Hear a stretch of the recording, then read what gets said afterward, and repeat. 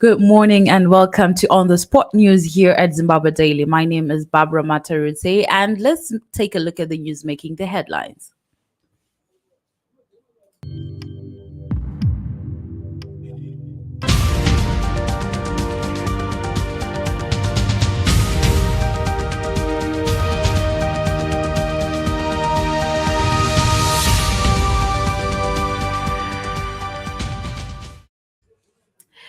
Ndiweni welcomes naming of streets after chiefs. RBZ currency auction a headache. BT loses recusal application. Chiyangwa Ali sparks verbal war against rival empowerment lobby group EEG. Mass protest over poor governance looms.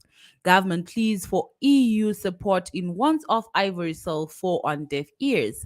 RBZ currency auction a headache. And in sport news, Admiral Msekwa's EPL dream over. Here are the news in detail.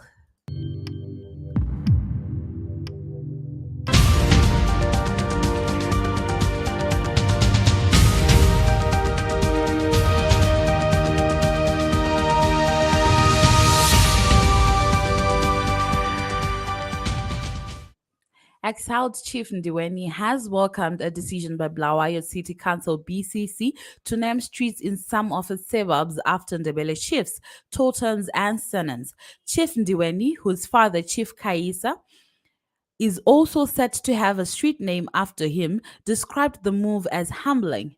The announcement was made by town clerk Christopher Dube, who added that street naming will be introduced in suburbs such as Mahachula, Parklands East Extension, Mhlangeni, Harrisville, Launchville, Sunning Hill, Manningdale, Marval, Newton, Selborne Park, Woolsgrove, Buena Vista, and Donington West. Chiefs such as Kanyisa, Kalankata, Nyangazonge, Bidi, among others, will have streets named after them. The Confederation of Zimbabwe Industry, CZI, yesterday told Parliament that the country's foreign currency auction system was problematic, resulting in a huge backlog. Giving oral evidence before the Parliamentary Portfolio Committee on Budget and Finance yesterday on the monetary policy measures, CZI President Kurai Mcheza said the auction system worked well when it started, but later developed challenges. Harare Magistrate Wongai Muchuchuti has dismissed an application by lawyer Tendai Biti demanding that she must recuse herself from a matter where the Harare East MP is accused of verbally assaulting a Russian national, Tatiana Aleshina. BT is accused of verbally assaulting Aleshina at the Harare Magistrate Court 2 years ago. The state, represented by Michelle Reza and Tafara Chirambira, had accused BT of making various applications to delay the trial. In dismissing the application yesterday, Muchuchuti said the mere possibility of bias must be proved in such applications. She said the court cannot be biased because it has made a ruling which is not in favor of the accused person.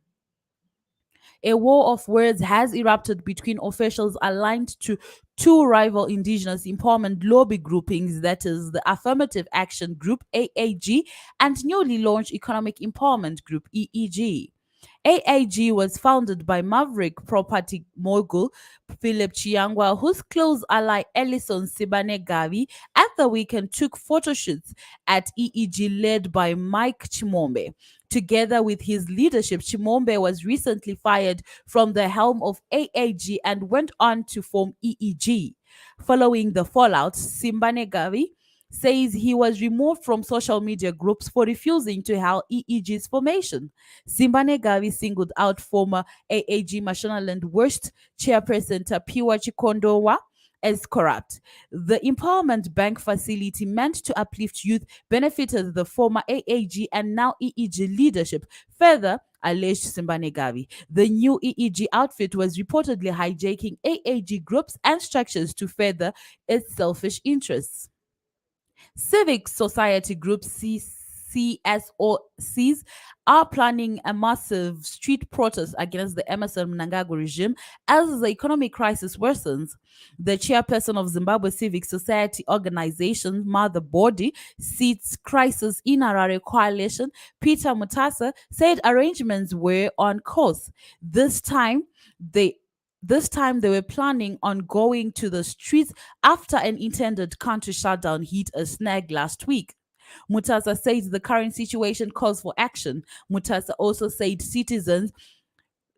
for citizens there is no substitute for people power. Tensions are rising in Zimbabwe as the economy implodes.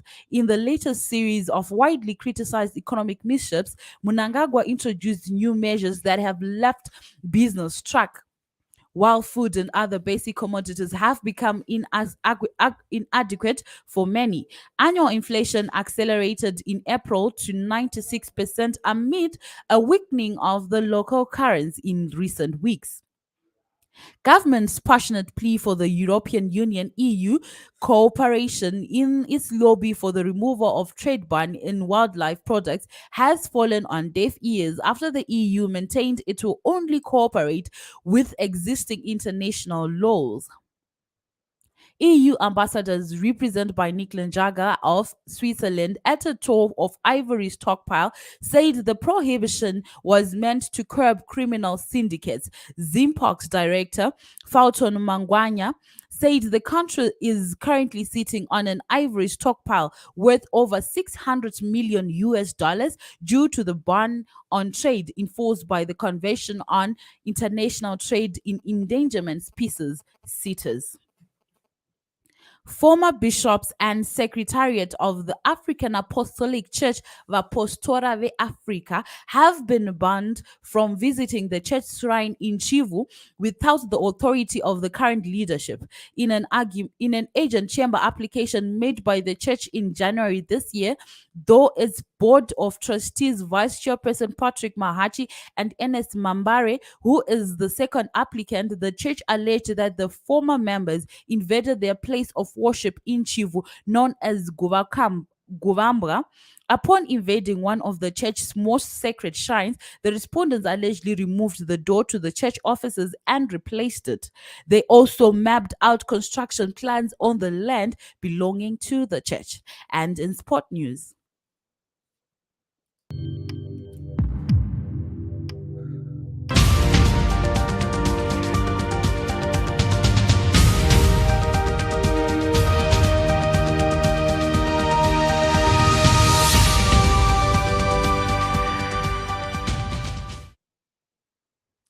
Admiral Msekwa's dream of winning promotion to the English Premier League is over after his Luton Town side lost to Huddersfield on Monday. The Haters suffered a 1-0 defeat to lose the tie of 2-1 on aggregated and miss out on a place in the championship playoff final. Luton were the better sides for long periods on the night, but Jordan Rhodes' late strike won the fixture for Huddersfield. Musekwa was not part of the matchday squad on Monday and also for the first leg, but the Warriors International featured in the final round of the league season against Reading as they finished on number 6. Meanwhile, Huddersfield will face the winner between Nottingham Forest and Sheffield United in the playoff finals. The winner of the final will earn a promotion to the EPL and join Fulham and Bournemouth. The Cherries, who have Zimbabwean Jordan Zamora on their books, secured an automatic promotion after finishing second, while Fulham took the first spot. And the news bulletin once again.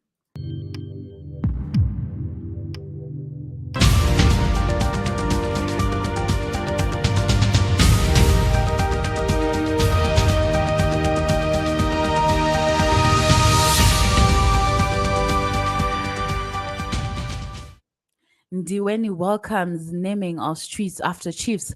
RBZ's currency auction a headache. BT loses recusal application. Chiangwa Ali sparks verbal war against rival empowerment lobby group EEG. Mass protest over poor governance looms. Government pleas for EU support in once of Ivory Cell fall on deaf ears. And in sport news, Admiral Msekwa's EPL dream over. That is all that we had for you today. Thank you for listening in and tuning in. Hope to see you again tomorrow. Have a blessed day.